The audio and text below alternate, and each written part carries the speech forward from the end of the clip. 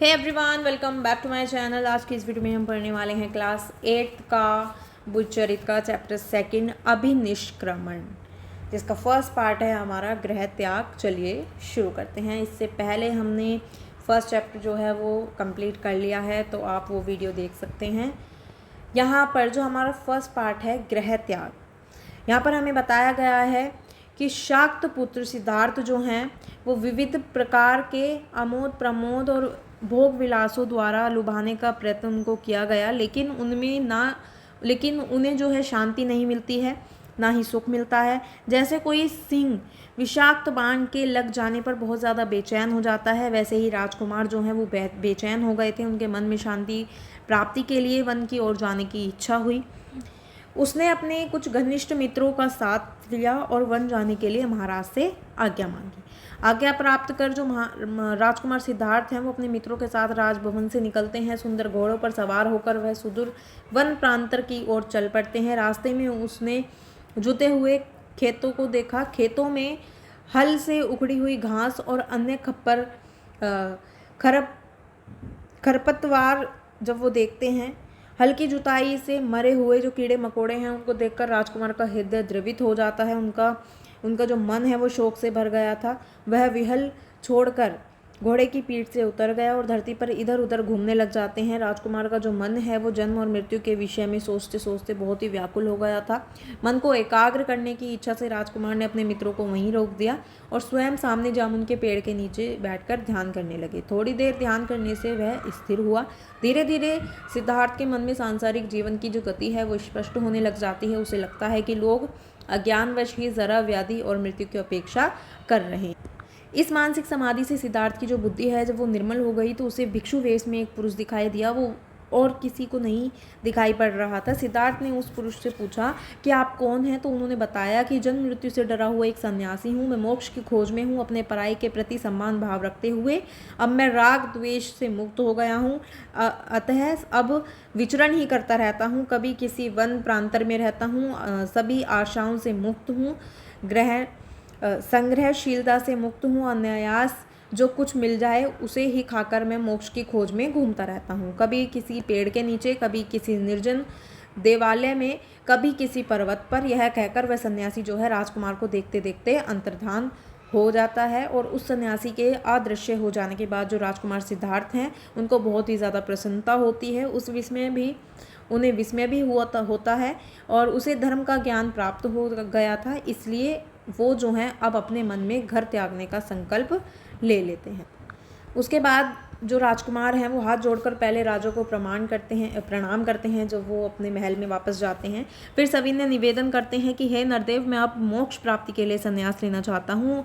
आप कृपा कर मुझे आज्ञा प्रदान करें, क्योंकि ये निश्चित है कि एक ना एक दिन मेरा और आपका वियोग होगा। अतः अभी जाने की आज्ञा प्रदान कर मुझे उपकृत करें। राजकुमार के वचनों को सुनकर जो राजा हैं वो उसी तरह काँप गए जिस तरह कोई वृक्ष हाथी की रगड़ से काँप जाता है। उनका गला भर गया। उन्होंने कुमार हाथ पकड़कर कहा, हे तात, इस तरह के विचारों को तुम त्याग दो। अभी संन्यास लेने का समय तो मेरा है, पर तुम तो पुरुषार्थ करो, राजलक्ष्मी का भोग करो, गृहस्थ धर्म का पालन करो और युवा अवस्था में सुख भोगने के बाद तुम तपोवन में प्रवेश करना। यह तुम्हारे संन्यास ग्रहण करने का सही समय है। राजा जो हैं वो तरह तरह के तर्क देकर राजकुमार को समझाते हैं, लेकिन राजकुमार जो हैं वो सभी तर्कों को निरस्त कर देते हैं। वो समझते नहीं हैं। अंत में वो कहते हैं कि यदि आप मेरी 4 बातों को पूरा कर दें तो मैं आपको वचन देता हूँ कि मैं तपोवन नहीं जाऊँगा। वे 4 बातें हैं, मेरी मृत्यु ना हो, मैं सदा रोग मुक्त रहूँ, मुझे कभी बुढ़ापा ना आए और मेरी संपत्ति सदा बनी रहे। राजकुमार सिद्धार्थ जो हैं वो इन असंभव बातों को सुनकर महाराज शुद्धोधन चकित हो जाते हैं और उन्होंने उन्हें बहुत समझाया और कहा कि हे पुत्र, ऐसी ऊट पटांग बातें मत करो, मेरा हृदय फटा जा रहा है। देखो, तर्कहीन बातें करने वाला व्यक्ति सदा उपहास का पात्र होता है और अतः तुम इस विचार को छोड़ दो। जैसे ही राजकुमार जो हैं वो अपने महल में पहुंचते हैं, उस सुंदर स्त्रियों ने घेर लिया। उस तेजस्वी राजकुमार को देखकर वे मोहित हो गई, पर राजकुमार पर उनका कोई भी प्रभाव नहीं पड़ता है। राजकुमार जो हैं वो घोड़े के शरीर पर हाथ फेरते और कहते हैं कि हे तुरंग श्रेष्ठ, तुम पर सवार होकर हमारे राजा ने अनेक शत्रुओं को जीता है। इसका लाभ तुम्हें भी होगा, तुम्हें पुण्य मिलेगा। इसलिए तुम मेरे हित के लिए और जगत के कल्याण के लिए मुझे शीघ्र ही यहाँ से निकाल ले चलो।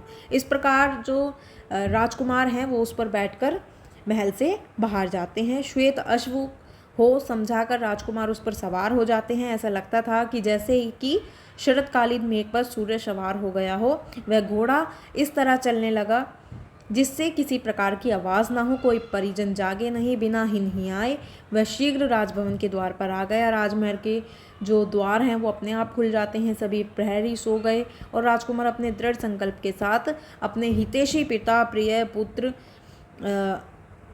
अनुरक्त गृहलक्ष्मी और अन्य प्रयोजनों को त्याग कर नगर से बाहर निकल जाते हैं। राजकुमार सिद्धार्थ जो हैं वो एक बार नगर की ओर मुड़कर देखते हैं और घोषणा करते हैं कि जन्म और मृत्यु के पार देखे बिना मैं अब इस कपिलवस्तु नगर में प्रवेश नहीं करूँगा। छंदक की वापसी। थोड़े समय बाद सामने भार्गव ऋषि का आश्रम दिखाई देता है उन्हें, और जब उन्हें वहाँ पर आश्रम दिखाई देता है तो आश्रम के पास बैठे निश्चिंत भाव से सभी अनेक हिरण सोए हुए थे। वृक्षों पर पक्षी जो हैं शांति से बैठे हुए थे। घोड़े से उतरकर राजकुमार जो हैं अपने घोड़े को सहलाते हैं, उसे पुचकारते हैं और कहते हैं कि हे वत्स, तुमने मुझे पार उतार दिया है और मैं तुमसे पूरी तरह संतुष्ट हूँ, क्योंकि तुम्हारे मन में इसके लिए किसी भी फल की कामना नहीं है। और मैं क्या कहूँ, तुमने मेरा प्रिय कार्य किया है, अब तुम घोड़े को लेकर लौट जाओ, मुझे मेरा गंतव्य मिल गया है। इतना कहकर जो राजकुमार हैं वो प्रत्युपकार के रूप में अपने सारे आभूषण उतारकर छंदक को दे देते हैं। उन्होंने दीपक के समान चमकने वाली एक मणि अपने मुकुट से निकालकर उन्हें दे दी और कहा, हे छंदक, राजा को यह मणि देकर मेरी ओर से बारंबार नमस्कार करना। उन्हें शौक निवारण के लिए मेरा यह संदेश कहना, हे तात, मैं स्वर्ग की तृष्णा से या वैराग्य भाव से या क्रोध से तपोवन नहीं आया हूँ। मैं जरा और मरण के नाश का मार्ग खोजने के लिए आया हूँ। राजकुमार की ये सब बातें सुनकर जो छंदक हैं बहुत ज़्यादा व्याकुल हो जाता है। उसकी आंखों में आंसू आने लग जाते हैं। ठीक है, उनकी आंखों से आंसू बहने लग जाते हैं।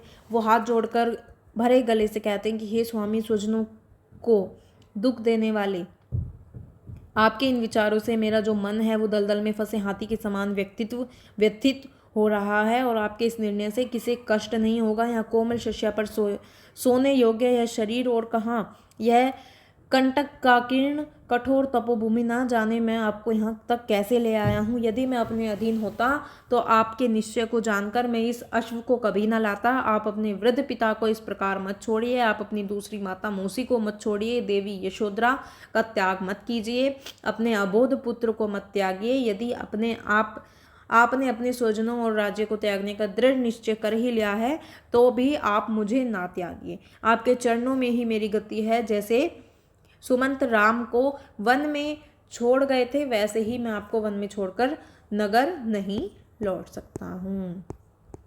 छंदक की ये सब बातें सुनकर जो कुमार हैं वो बड़े धैर्य और शांति के साथ उसे पुनः समझाते हैं और कहते हैं कि छंदक, स्नेह के कारण चाहे हम स्वयं स्वजनों को ना छोड़े, फिर भी वे एक न एक दिन मृत्यु के कारण छूट ही जाते हैं। जिस माँ ने मुझे कष्टपूर्वक गर्भ से धारण किया वह माँ अब कहाँ है और मैं कहाँ हूँ।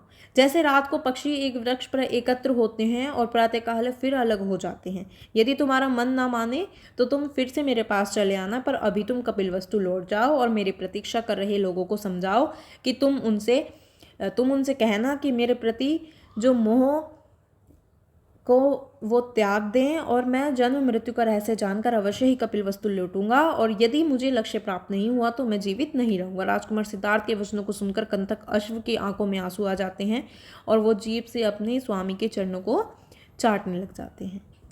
तपोवन प्रवेश। जाते हुए छंदों को विदा कर जब सिद्धार्थ ने किसी सिद्ध योगी की तरह आश्रम में प्रवेश किया तो उनके स्वरूप से सारा जो आश्रम है वो अभिभूत हो गया।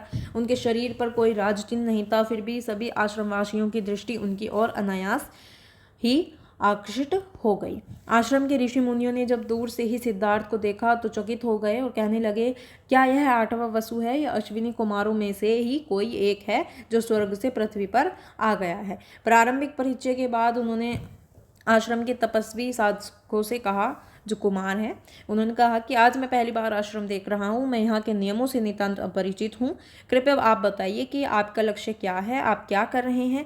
तब एक तपस्वी ने उन्हें विभिन्न प्रकार की साधनाओं के विषय में बताया और उनके फलों की जानकारी भी दी। राजकुमार सिद्धार्थ जो हैं वो इस आश्रम में कई दिन बिताते हैं और उन्होंने यहाँ पर चल रही जो सारी तप विधि हैं उनका गहन अध्ययन करते हैं, परीक्षण करते हैं, किंतु उन्हें इन तप विधियों से संतोष नहीं मिलता है और अतः एक दिन उन्होंने इस तपोवन को छोड़ देने का वो निश्चय करते हैं। कुछ ही दिनों में राजकुमार सिद्धार्थ के रूप, व्यवहार और विचारों में उस प्रकार उस तपोभूमि के सभी निवासी ऐसे प्रभावित हो गए थे, जब वे आश्रम से जाने लगे तो सब उनके पीछे पीछे चलने लग जाते हैं। सिद्धार्थ देखते हैं कि सभी आश्रमवासी जो हैं उनके पीछे पीछे चल रहे हैं, तो वे रुके और एक सुंदर वृक्ष के नीचे बैठ गए। सारे आश्रमवासी उन्हें घेर कर खड़े हो गए। उनमें से एक वृद्ध साधु ने बड़े आदर के साथ उनसे कहा कि हे तात, आपके आने से यह आश्रम भरा भरा सा लगने लगा था और अब आपके जाने से यह सूना सूना होता जा रहा है, इसलिए आप इसे ना छोड़ें। यहाँ निकट ही ब्रह्म ऋषियों, राज ऋषियों और देव ऋषियों द्वारा श्वेत सेवित हिमालय है, चारों ओर पवित्र तीर्थ स्थान है। क्या आपने इस आश्रम में किसी को नकारा या संकुचित विचार वाला देखा है, किसी को अपवित्र देखा है, जिसके कारण आप यहाँ रहना नहीं चाहते हैं? आपको जब तक अच्छा लगे आप यहाँ पर रह सकते हैं। उस वृद्ध तपस्वी के विनय वचनों को सुनकर जो राजकुमार हैं वो कहते हैं कि हे तपोधन, आप सबने मेरे प्रति ऐसे भाव व्यक्त करके मुझे जो स्नेह और आदर दिया है उससे मैं अभिभूषा हो गया हूँ और आप लोगों को छोड़ने में मुझे भी वैसा ही दुख हो रहा है जैसा अपने बंधुओं को छोड़ने पर होता है, किंतु आप सबका जो धर्म है वो स्वर्ग के लिए है और मेरा अभिलाषा मोक्ष के लिए। यह सुनकर जो राजकुमार हैं वो सबको नमस्कार करते हैं और सभी आश्रमवासी जो हैं तपस्वियों ने विधिवत उन्हें प्रणाम किया। फिर राजकुमार आश्रम से बाहर निकल आए और आश्रमवासी धीरे धीरे लौट गए। अंतःपुर विलाप। अपने स्वामी के तपोवन जाने के बाद अश्व रक्षक छंदक धीरे धीरे अपने घोड़े के साथ कपिलवस्तु की ओर जाने लगा। स्वामी के विरह में वह अत्यंत व्याकुल था, अश्रु थम नहीं रहे थे। जाते समय जिस मार्ग को उसने केवल एक रात में पूरा किया था उसी मार्ग को अब पूरा करने में उसे 8 दिन लग गए थे। कपिलवस्तु के वन, उपवन, जलाशय आदि सब जो हैं वो कुमार के विरह में अरण्य के समान दिख रहे थे। राजकुमार के बिना दोनों के लौटने पर जो नगरवासी हैं वो नगरवासियों ने वैसे ही आंसू बहाए जैसे प्राचीन काल में राम के बिना उनके रथ को देखकर अयोध्यावासियों ने आंसू बहाए थे। नगर की जो स्त्रियां थीं वो अपने घरों के झरोखों से झांक रही थी और जब वो देखती हैं कि राजकुमार के बिना घोड़े को देखकर वो रोने लग जाती हैं। अश्रुपूर्ण नेत्रों के साथ कंतक ने जब राजमहल में प्रवेश किया तो आत्र स्वर में हिनहिनाकर उन्होंने अपना दुख प्रकट किया। वो जिस स्थिति में थे उसी स्थिति में बाहर आ गए, परंतु जब उन्हें ज्ञात हुआ कि राजकुमार नहीं आए हैं और सभी जो हैं दुखी हो जाते हैं, रोने लग जाते हैं। रानी गौतमी बिलक बिलक कर रोने लग जाती हैं। ये सब कुछ देखकर और सुनकर यशोधरा शोक और क्रोध से भरकर छंदक से बोली, रे छंदक, रात को मुझे विवश होती छोड़कर तुम मेरे मनोरथ को कहाँ छोड़कर आए हो? यशोधरा के वचन सुनकर जो छंदक हैं वो और भी ज़्यादा रोने लग जाते हैं। फिर जैसे जैसे वो अपने आप को संभाल कर बोलते हैं, हे देवी, आप कंथक की निंदा ना करें और ना ही मुझे दोष दें, क्योंकि हम उस रात विवश थे। राजा के आदेश को जानते हुए भी मैं किसी देवी प्रेरणा से घोड़ा ले आया और बिना थके रात भर उनके पीछे चलता रहा। घोड़े के चलने पर भी उसके खुरों से किसी तरह की ध्वनि नहीं हुई। राजभवन और नगर के सभी द्वार अपने आप खुलते चले गए और सभी प्रहरी भी सो गए थे। मौसी गौतमी जो हैं वो बिलक बिलक कर रो रही थी और एक बार बार मूर्छित हो जाती थी। यशोधरा रो रो कर कहती कि मैं अभागिन हूँ, तभी वो मुझे छोड़कर गए हैं। हाय, उस मनस्वी का रूप ही सुकुमार था, उसका हृदय तो अत्यंत कठोर और निर्दय था, तभी वो अपने बाल पुत्र को छोड़कर चले गए। राजा शुद्धोधन जो हैं वो रो रो कर कहने लग जाते हैं कि मुझे आज दशरथ से ईर्ष्या हो रही है, जो अपने पुत्र राम के वन जाने पर तत्काल स्वर्ग चले गए। हे भद्र, मुझे वह आश्रम बताओ जहाँ मुझे जलांजलि देने वाले मेरे पुत्र को तुम छोड़कर आए हो। कुमार की खोज। उसके बाद सभी लोग जो हैं उनकी खोज में उनको ढूंढने के लिए निकल जाते हैं। राजा शुद्धोधन की आज्ञा पाकर राजपुरोहित और राजमंत्री दोनों शीघ्र उस वन की ओर चलने लगे जहाँ छंदक और कंथक राजकुमार सिद्धार्थ को छोड़कर आए थे। कुछ समय बाद वो भार्गव आश्रम के पास पहुंचे। राजपुरोहित और राजमंत्री की बातें सुनकर जो आचार्य भार्गव हैं वो कहते हैं कि राजकुमार यहाँ पर आए थे, वो युवक अवश्य हैं परंतु अबोध नहीं हैं। वे यहाँ कुछ समय रहे थे परंतु बाद में मोक्ष की खोज में अराड़ मुनि के आश्रम चले गए हैं। आचार्य की बातें सुनकर जो राजपुरोहित और मंत्री हैं वो उनसे आज्ञा लेते हैं और राजकुमार की खोज में आगे निकल जाते हैं। रास्ते में उन्होंने एक वृक्ष के नीचे बैठकर नीचे कुमार को बैठे देखा, यानी कि रास्ते में उन्होंने एक वृक्ष के नीचे कुमार को वो बैठे हुए देखते हैं। लगता था कि कुमार ने कई दिनों से स्नान कहीं नहीं किया है, फिर भी उनका जो शरीर है वो वैसे ही चमक रहा था जैसे कि बादलों के बीच सूर्य चमकता है। कुमार को देखते ही वो दोनों जो हैं रथ से उतरते हैं। वनवासी राम को मनाने वामदेव और वशिष्ठ चित्रकूट गए थे, वैसे ही दोनों कुमार को मनाने वहाँ जाते हैं और उसके बाद वो उनसे बहुत सारी बातें करते हैं, उनसे कहते हैं कि वो वापस लौट चलें, परंतु वह वापस नहीं जाते हैं और वह उनकी बात नहीं मानते हैं। कुछ समय तक वो कुमार के पीछे पीछे चलते हैं, निराश होकर नगर की ओर लौटने लग जाते हैं। उन्होंने राजकुमार की गतिविधि के बारे में सूचना देने के लिए कुछ गुप्तचरों को नियुक्त किया। राजा से अब वो क्या कहेंगे इस चीज़ की उन्हें बहुत ज़्यादा डर था, कैसे उन्हें समझाएंगे, यही सोचते सोचते वे कपिलवस्तु की ओर चलने लग जाते हैं। बिंबसार से भेंट।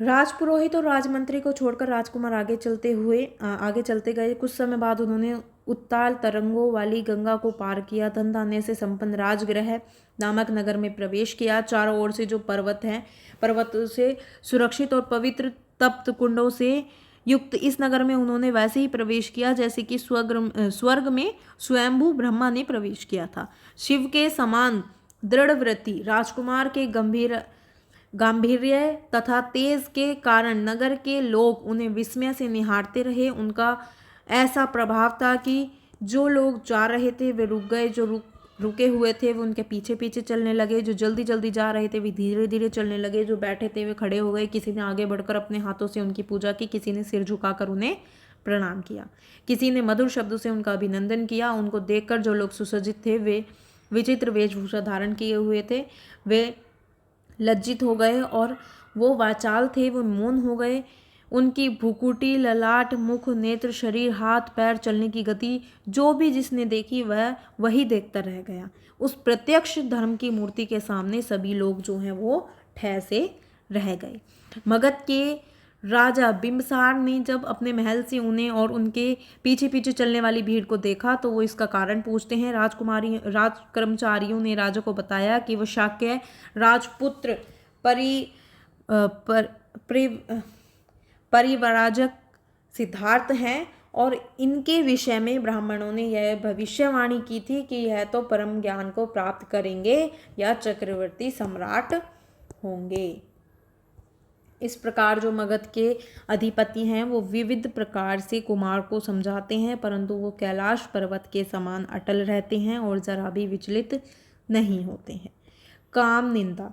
मगधराज के मुख से अपने लक्ष्य के लिए प्रतिकूल बातें सुनकर भी सिद्धार्थ जो हैं वो शांतिपूर्वक निर्विकार भाव से उत्तर देते हुए कहते हैं कि हे हर्यंक वंशी राजा, आपने अपने मित्र के पक्ष में जो कुछ भी कहा है वह आश्चर्यजनक नहीं है। पूर्वजों की मैत्री को सज्जन अपने प्रीति इस परंपरा से और भी बढ़ाते हैं। सचमुच जो धनहीन मित्र की भी सहायता करता है वही सच्चा मित्र कहलाता है। मैं जानता हूँ न राजा सदा हंसता रहता है और न दास सदा संतप्त रहता है।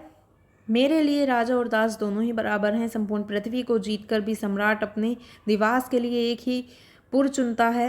राजा भी एक जोड़ा वस्त्र पहनता है और एक ही शैया पर सोता है। शेष पर तुम कुछ तो मात्र दिखावा है, मद है।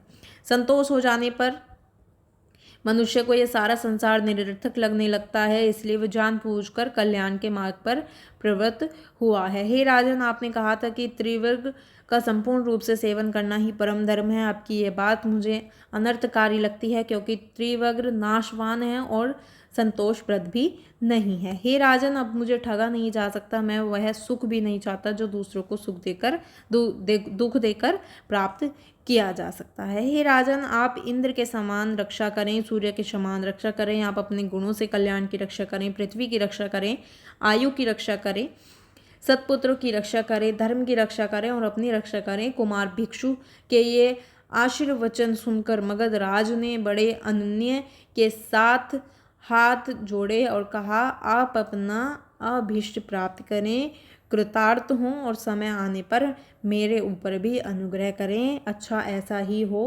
कहकर जो सिद्धार्थ हैं वो वहाँ से वैश्वानर आश्रम की ओर चल देते हैं और मगधराज भी सिद्धार्थ के परिवारजक रूप से विस्मित होकर अनुचरों के साथ राजगृह की ओर लौट आते हैं।